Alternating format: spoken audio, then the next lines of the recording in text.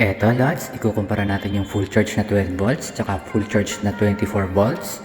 Bali, yung 24 volts upgraded na yung gearbox, tapos yung 12 volts naka all stock. Eto na po. Speed test po natin itong rechargeable toy car.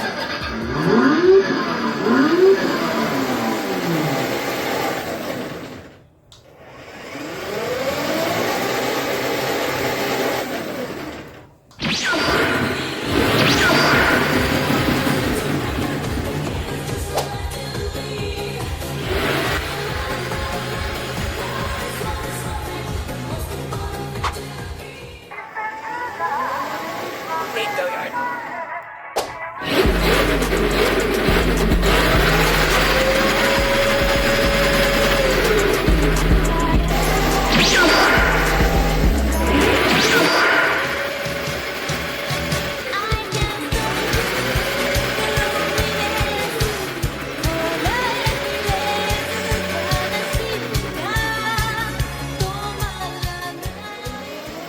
Yung link pala ng battery at rechargeable toy car, ilagay ko na dyan sa maliit na basket sa bandang lower left. Check out na lang po!